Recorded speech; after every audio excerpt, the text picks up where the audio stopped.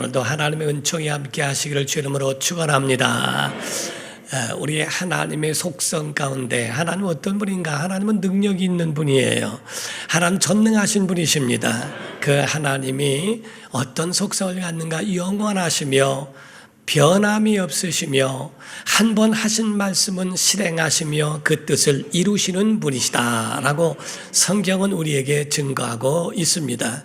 야고보서 1장 17절에 말씀하기를 온갖 좋은 은사와 온전한 선물이 다 위로부터 빛들의 아버지께로부터 내려오나니 그는 변함도 없으시고 회전하는 그림자도 없으시니라 라고 말씀을 하심으로써 하나님의 속성이 변함도 없었고 또 회전하는 그림자도 없으시다, 이렇게 말씀을 합니다. 민수기 23장 19절에 말씀하기를 하나님은 사람이 아니시니 거짓말을 하지 아니하시고 인생이 아니시니 후회가 없으시도다. 어찌 그 하신 말씀을 하신 바를 행하지 않으시며 하신 말씀을 실행하지 않으시리야 라고 말씀을 하지요. 사람은 마음이 변해도 못하고 환경이 변해도 그 말을 지킬 수가 없다는 거예요. 그러나 하나님은 하신 말씀을 그대로 이루시고 하신 말씀을 실행하시는 분이시라고 성경은 우리에게 증거하고 있습니다.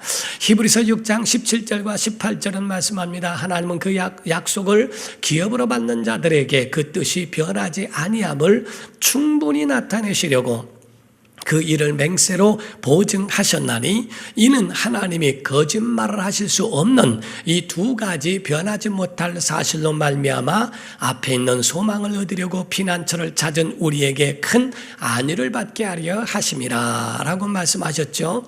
하나님이 전능하실진데 하나님도 거짓말을 하실 수 있다면 우리에게는 절망이 되어버리고 말 겁니다. 그러므로 하나님은 전능하셔도 두 가지를 못하시는데 변덕 부리실 수 없다는 것과 또 하나는 거짓말을 하실 수 없다고 하는 이 두 가지는 하나님이시라도 할 수 없는 것이라고 성경은 말씀을 합니다. 하나님이 말씀하신 모든 말씀대로 다 이루어질 것이고 또한 모든 만물은 그 명령대로 다 순종되어지는 것을 믿으셔야 합니다. 해와 달과 별이 있어요. 이 지구도 하나의 별과 같은데 별똥 떨어지듯 해가 떨어져 버리고 달이 떨어지고 지구가 떨어진다면 우리는 이곳에 존재할 수가 없을 겁니다. 이와 같이 하나님이 말씀하신 대로 해는 해대로 달은 달대로 별은 별들대로 그대로 여전히 있는 것은 하나님이 살아계시며 하나님이 운행하고 계신다고 하는 것을 증명해 주고 있는 것과 같습니다. 그전에는 우리가 천동설을 믿었어요. 그래서 하늘이 움직이는 걸로 생각하고 해가 떴다가 해가 지니 해가 움직이는 걸로 알았지만은 과학적인 큰 성과에 의하여 땅이 움직인다고 하는 것을 말하고 있습니다. 그러면 지동설을 이야기하죠. 지구가 돌고 또 달이 돌고 있으면서 해의 행성은 지구가 될 수 있지만은 지구의 행성으로서는 달과 같은 것이 지구를 돌면서 그와 같이 날짜와 이 연한과 그 모든 것들을 이루어갈 수 있도록 하나님이 명령하신 대로 되고 있다는 것을 우리가 보고 있습니다. 사랑하는 성도 여러분, 모든 세상은 하나님의 말씀대로 시작과 마침이 유일하게 일정하게 되는 줄로 믿습니다. 그래서 원자시계나 이런 시계들도 몇백 년 만에 0.1초가 틀릴 정도로 그렇게 정확하리만큼 이 모든 해와 달과 별과 같은 이런 것들이 하나님에 의해서 움직인다는 거죠. 다만 바뀌는 것은 인간이 바뀌는 것이지 하나님이 바뀌는 것이 아니라는 겁니다. 인간이 타락하고 인간의 마음이 변해서 하나님을 떠나는 것이지 하나님께 문제가 있는 것은 아니라고 하는 것을 말씀하는 거죠. 사탄은 똑같은 환경과 똑같은 사건 가운데서도 이상한 역사를 일으켜요. 그래서 사람에게서 하나님을 멀리하게 만들고 하나님을 떠나게 만드는 일을 하는 것이 사탄의 이상한 활동들이고 역사입니다. 우리가 보더라도 이 가운데에 우리가 어떻게 정말 정신 차려서 어떤 시각을 갖고 있을까라고 하는 것은 매우 중요하다 볼 수 있다는 거죠. 우리가 보면은 어떤 이야기가 있습니다. 60세 동갑이 된 할아버지 할머니가 교회 와서 예배를 마치고 집으로 돌아가는 길이었다고 그래요. 천사를 만났는데 그 천사가 하는 말이 당신들에게 내가 한 가지씩 소원을 들어줄 테니까 말하라 라고 이야기를 했답니다. 그때 할머니가 말하기를 아주 바로 이야기하기를 나는 다른 거 없고 건강하기를 바랍니다 하고 얘기했대요. 그랬더니 할아버지는 욕심이 생겼어요. 나는 20살 연하의 여인과 살고 싶습니다 했답니다. 천사는 그 말을 듣고서 그 말에 대하여 응답을 주기를 할머니에게는 건강을 줬고 할아버지는 80세가 되게 했답니다. 그래서 60세 된 할아버지가 80이 돼서 60세 된 뭔지도 몰라가지고 지금도 여태 그냥 뭔 얘기요 이러고 있네요. 그래서 하여튼 우리가 시각이라고 하는 것은 과연 우리가 건강한 가운데에 있는 정말 정상적이고도 그것이 일반적이지만은 우리가 볼 때도 그것이 정상이라고 보지 않습니까? 그런데 우리가 보면은 세상에 좀 비뚤어진 시각으로 바라보는 것이 얼마나 우리에게는 큰 영향이 우리에게 있는가도 우리가 생각해 봐야 합니다. 어떤 목사님의 간증을 들었어요. 그 목사님이 딸과 함께 이렇게 있는데 하루는 이 아이가 자꾸 이 앞을 못 보는 것 같아서 너 이거 보이니? 잘 안 보인다는 거예요. 그 아이를 데리고 와서 안경집에 가서 안경을 맞춰줬는데 안경을 맞추고 나오면서 하는 말이 아빠 세상이 이렇게 밝았어? 아빠 그 저녁이 됐는데 아니 별이 이렇게 많아? 아빠 TV를 보면서 이렇게 사람들이 선명하게 보이네? 하고 이야기하는 소리를 듣고 그 아빠, 엄마는 그 마음이 굉장히 찡하더랍니다. 이 아이에게 이 안경을 제대로 맞춰주지 못하고 이렇게 무관심했었나 하는 마음에 너무 마음이 아프더라는 거지요. 세상은 여전한데 눈이 잘못됐다는 거지요. 세상은 여전한데 그 아이의 눈에 문제가 있었더라는 거지요. 오늘날 하나님은 여전하신데 타락한 인간이 하나님 있네 없네 하나님에 대하여 판단하고 하나님 있다 없다 거기에 대한 존재까지라도 이야기하는 것은 잘못됐다는 겁니다. 하나님은 모든 만물을 아름답게 만드셨지만 타락한 인간은 어둡게 바라보며 살아가는데 문제가 있다 하는 겁니다. 사랑하는 성도 여러분, 하나님은 모든 일에 능력이 있으신 분이지만은 하나님의 마음과 하나님의 뜻 가운데에 인간은 하나님의 동력자로 부르신 줄 믿습니다. 그래서 하나님은 일방적으로 말씀하거나 일방적으로 역사하지 아니하시고 사람과 함께 하기를 원하셨어요. 그래서 노아의 방주를 짓게 하심으로 노아의 가족을 살리기도 하셨고, 그리고 또 아브라함을 택하시기도 하고 이삭을 택하시고 야곱, 요셉 이런 그 사람들을 택하셔서 애굽에 있는 이스라엘을 건져내시기도 하고, 이와 같은 놀라운 역사, 그 일들을 하나님은 사람을 통하여 하기를 원하셔서 출애굽은 모세를 통하여, 모든 열방에 있는 나라를 다스리는 다윗을 통하여, 엘리야와 같은 사람 각각 선지자들을 통하여서 하나님의 뜻을 이루는 것에 대하여 좋아하셨고 원하셨고 기뻐하셨다라고 하는 것을 성경이 우리에게 증거하고 있습니다. 그러므로 우리는 성경을 통하여, 모든 사건을 통하여 하나님을 향한, 이 세상을 향한 것에 대한 모든 믿음의 시각을 배울 줄 알아야 하고 또 그것을 가져야 할 줄 알아야 한다는 겁니다. 믿는 자들의 말은 하나님의 행동하시는 일에 대한 철로와 같고 도로와 같다는 것도 아셔야 돼요. 우리가 말하는 것이 우리의 철로와 같아서 그 철로에 이 기차가 움직이는 것처럼 성경에 예수 말씀하시기를 너희가 내 이름으로 기도하면 내가 시행하리라고 약속하셨어요. 바로 우리가 기도하면 시행하시겠다는 겁니다. 내가 땅에서 풀면 하늘에도 풀으시겠다는 거예요. 땅에서 매면 하늘에서 매게 하시겠다. 하나님께서 인간을 무시해버리고 그 일방적으로 막 다 행하신 것이 아니라 인간에게 의견을 물어보시기도 하고 인간에게서 가지고 있는 일들을 통하여 하나님이 그에게 비밀을 일러주심으로써 그 뜻을 이루게 하시는 하나님의 역사도 보시는 거예요. 여러분의 말은 중요합니다. 여러분의 행동은 중요합니다. 하나님은 그 행동과 말을 통하여 하나님의 역사를 일으켜주시는 줄로 믿습니다.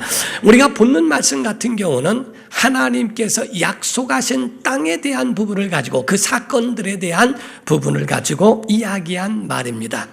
애굽이라고 하는 것은 이스라엘을 품었던 강대국이지만은 어떻게 보면은 어머니의 태와 같은 존재예요. 그래서 애굽은 이스라엘을 품었던 어머니의 태요. 그리고 출애굽은 만삭이 됐을 때의 출애굽은 출산과 같은 것을 말합니다.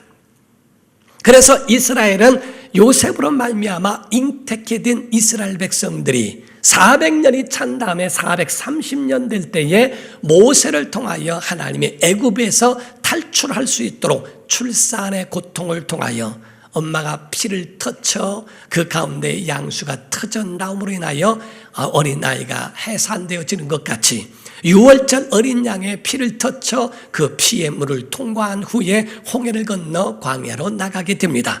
그것이 바로 교회의 광야 교회의 탄생과도 같다 하는 거지요. 이와 같이 광야에서 12부족장들을 모아서 12명을 가나안 땅에 미리 보내고 거기 갔다 온 다음에 보고를 받게 된 내용이 오늘 본문 말씀의 내용과 같다는 거지요. 그런데 그 12족장들의 보고는 두 갈래로 갈라졌어요. 10명의 사람들은 다녀온 다음에 말하기를 이거는 아니다. 악평하며 부정적이었고 거기에 대한 현실만 가리켜 말했던 사람들이었습니다. 그러나 여호수아와 칼렙은 아니라 그것은 하나님이 우리에게 주신 약속의 땅이라고 그렇게 말을 합니다. 열 사람은 죽음의 땅이요 그 가운데는 우리에게는 가망이 없다고 하는 절망적인 것으로 이야기하지만은 여호수아와 칼렙만큼은 아니라 하나님이 우리에게 주신 약속의 땅이라는 것에 대한 확신을 가지고 신앙을 가르쳐 이야기를 하고 있습니다. 때로는 우리가 보면 그 일들이 잘못되어지고 그 일들이 아주 어둡게 생각되어지는 것 같을 때가 있습니다. 그러나 어느 순간에 반전이 일어나는 경우들도 세상에는 많이 보지 않습니까? 우리가 세상에 보이는 것만으로 되는 게 아닙니다. 우리는 잘 되는 것 같아도 안 되는 것들이 있고 안 되는 것 같아도 잘 되는 것이 있어요. 그 가운데 모든 역사의 주관은 하나님이 하시는 줄로 믿습니다. 세상은 좋은 것들로 먼저 내고 나중에는 나쁜 것을 내게 됩니다. 그러나 하나님의 사람들 보게 되면 저녁이 되고 아침이 되니 이는 첫째 날이니라, 저녁이 되고 아침이 되니 이는 둘째 날이니라. 고난이 있고 영광이 있으며 십자가가 있고 부활이 있습니다. 하나님의 역사는 어둠이 있는 것 같지만은 새날이 우리에게 찾아올 줄로 믿습니다. 세상은 변하여지고 세상은 자꾸 달라져가요. 세상은 자기 유익을 따라 가는 거지요. 어떤 할머니가요, 초등학교 앞에서 보따리를 이렇게 폈는데 아주 음산하더라는 거예요. 파는 아이들에게 거기서 공책을 팔려고 보따리를 폈다는 거예요. 그때 어떤 아이가 가서 할머니 이거 뭐예요? 그랬더니 공책이야. 그래서 이 공책은 얼마예요? 일단 1,000원. 그래서 굉장히 음산한 할머니에게서 음산한 목소리를 듣고 1,000원이라는 얘기를 듣고 알았다고 1,000원 주고 어차피 공책을 사야 되고 했기 때문에 샀답니다. 1,000원을 주고 샀는데 주면서 절대 밤에 뒷면을 보지 마 그랬더래요. 절대 밤에 뒷장을 보면 안 돼 그랬더래요. 음산하기도 하고 무섭기도 하고 그래서 1,000원 주고 얼른 집에 왔답니다. 밤이 되고 났는데 이게 궁금해서 안 볼 수가 없더라는 거예요. 그래서 할 수 없이 딱 뒤를 넘겼더니 500원 이렇게 써있더래요. 1,000원짜리를 500원짜리를 1,000원에 팔았다고 하는 것을 못 보게 하기 위해서 할머니가 그랬대요. 재미도 없는 모양이야. 그런데 지금 여기서 있는 그 세상 사람들은 자기 유익을 위해서는 이렇게 다 하고 저렇게 다 하고 같이 이렇게 움직여져 갑니다. 그러나 포도주가 떨어졌어도 이 가나 혼인잔치집에 포도주가 떨어졌어도 예수께서 물이 포도주가 되게 하시는 은혜의 역사가 있는 것처럼 우리는 가끔 떨어질 수 있죠. 안 될 수 있죠. 어려움에 탁 좋을 수 있죠. 그러나 하나님이 함께 하시면 그것이 반전이 될 수도 있다 하는 겁니다. 역전의 하나님을 믿기를 주 이름으로 축원합니다. 그래서 여러분과 저는 뭐를 보고 살아가느냐 하는 겁니다. 세상을 장애 물건만 보고 살겠는가? 아니면 살아볼 만한 세상을 우리가 하나님 주신 약속과 비전을 가지고 살아가겠는가를 성경은 우리에게 증가하고 있습니다. 오늘 본문 말씀 27절 13장 27절부터 29절을 보면 모세에게 말하여 이르되 당신이 우리를 보낸 땅에 간즉 과연 그 땅에 젖과 꿀이 흐르긴 합니다. 이것은 그 땅의 열매를 말하는 겁니다. 그러나 그 땅 거주민은 강하고 성읍은 견고하고 심이 클 뿐만 아니라 거기서 아낙 자손을 보았으며 아낙인들은 남방 땅에 거주하고 헤딘과 여부수인과 아모리인은 산지에 거주하고 가나안인은 해변과 요단가에 거주하더이다 라고 이야기를 하죠. 그러니까 여기서 지금 말할 때 너무 큽니다. 강성합니다. 견고합니다. 다 그들은 우리보다 커서 우리는 안 됩니다. 31절부터 33절을 이어서 말하기를 그와 함께 올라갔던 사람들은 이르되 우리는 능히 올라가서 그 백성을 치지 못하리라. 그들은 우리보다 강하니라 하고 이스라엘 자손 앞에서 그 정탐한 땅을 악평하여 이르되 우리가 두루다니며 정탐한 땅은 그 거주민을 삼키는 땅이요 거기서 본 모든 백성은 신장이 장대한 자들이며 거기서 네피림 후손인 아낙 자손의 거인들을 보았나니 우리는 스스로 보기에도 메뚜기 같으리 그들이 보기에도 그와 같을 것이니라 하고 얘기합니다. 안 돼. 문제는요, 그 문제를 더 크게 포장하고 과장하는 데 문제가 있어요. 문제는 사실 작은데도 이걸 엄청나게 크게 부풀리는 것도 문제가 있다는 거죠. 안 됩니다. 우리는 못합니다. 거기 가면은 이렇습니다. 얼마나 거인인지 모릅니다. 하면서 이야기를 하고 있습니다. 그러나 여호수아와 칼렙은 뭐라고 이야기합니까? 14장 7절에서 9절입니다. 이스라엘 자손의 온 회중에게 말하여 이르되 우리가 두루다니며 정탐한 땅은 심히 아름다운 땅이라 여호와께서 우리를 기뻐하시면 우리를 그 땅으로 인도하여 들이시고 그 땅을 우리에게 주시리라. 이는 과연 젖과 꿀이 흐르는 땅이니라. 다만 여호와를 거역하지는 말라. 또 그 땅 백성을 두려워하지 말라. 그들은 우리의 먹이라. 그들의 보호자는 그들에게서 떠났고 여호와는 우리와 함께 하시느니라. 그들을 두려워하지 말라 하고 이야기하죠.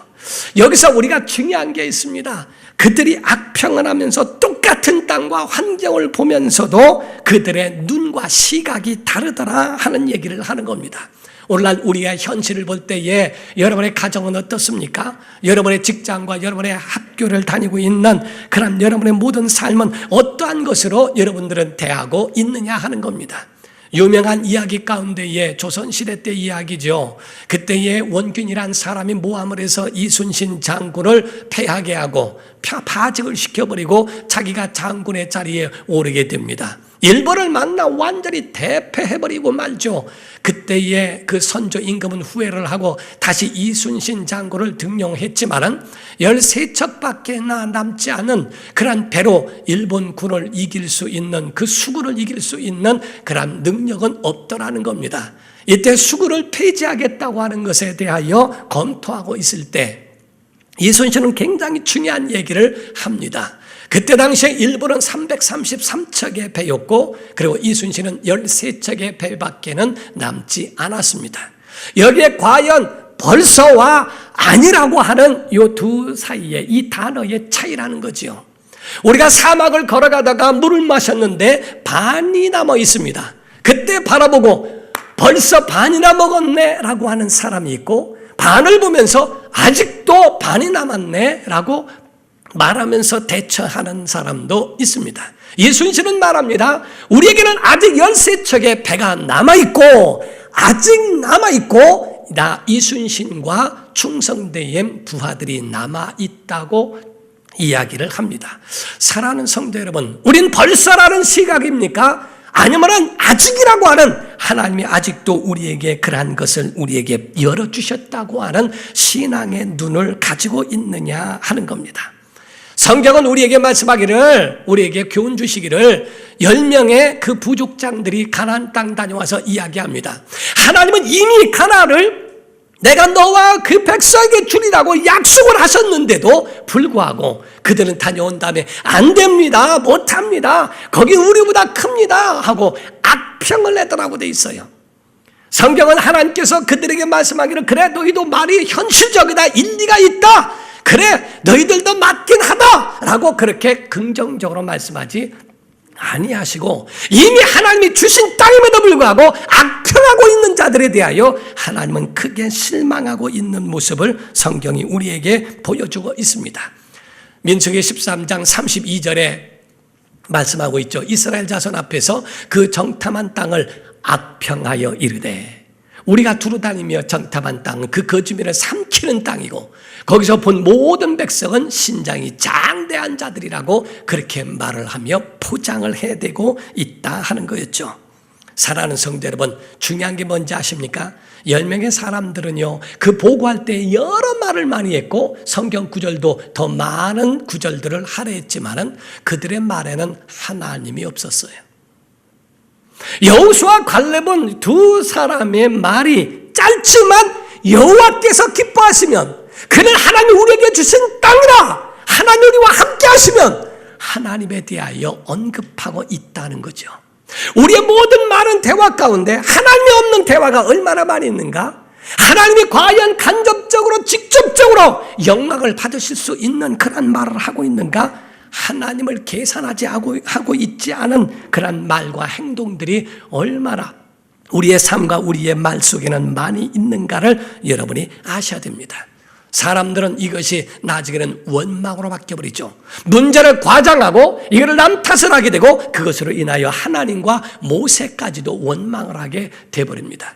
14장 2절부터 5절을 보면 이스라엘 자손이 다 모세와 아론을 원망하며 온 회중이 그들에게 이르되 우리가 애굽 땅에서 죽었거나 이 광야에서 죽었으면 좋았을 것을 어찌하여 여호와가 우리를 그 땅으로 인도하여 칼에 쓰러지게 하려 하는가? 우리 처자가 사로잡히리니 애굽으로 돌아가는 것이 낫지 아니하리야. 이에 서로 말하되 우리가 한 지휘관을 세우고 애굽으로 돌아가자 하매 모세와 아론이 이스라엘 자손의 온 회중 앞에서 엎드린지라 하고 되어 있어요. 여러분 뭔지 아십니까? 백성들은 차라리 여기 광야에서 죽었으면 좋았을 것을 이 말을 한 것을 하나님은 내 말대로 죽게 하리라.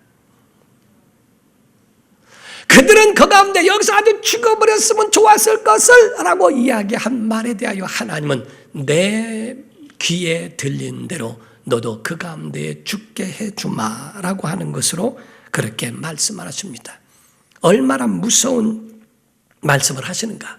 14장 26절에서 30절을 보면요, 여호와께서 모세와 아론에게 말씀하여 이르시되, 여호와께서 하시는 거죠. 나를 원망하는 이 악한 회중에게 10명의 부족장만이 아니라 그를 믿는 회중까지 말한 겁니다.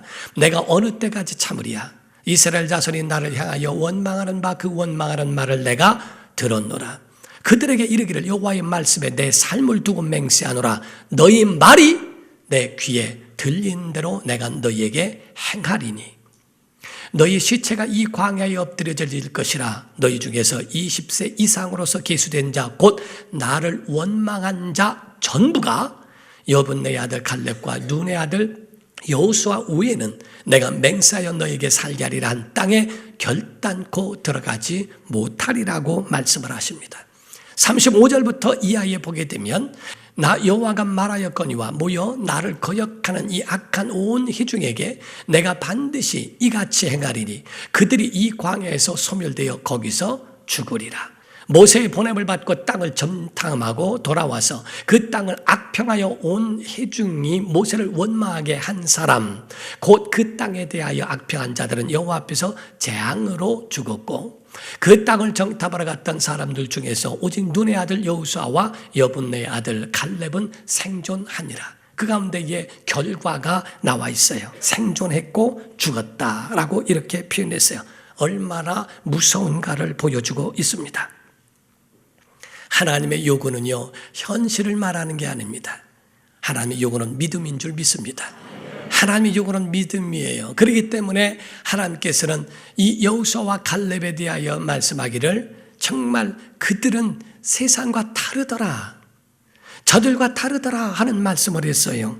민수기 14장 23절 24절입니다. 내가 그들의 조상들에게 맹세한 땅을 결단코 보지 못할 것이요 또 나를 멸시하는 사람은 한 사람도 그것을 보지 못하리라. 그러나 내 종 갈렙은 그 마음이 그들과 다르더라.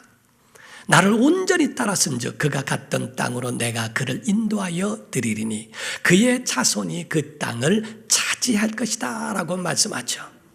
사랑하는 성도 여러분, 믿는 사람은 세상과 달라야 됩니다. 믿는 사람들이 세상과 똑같으면 어떻게 하겠냐는 거예요.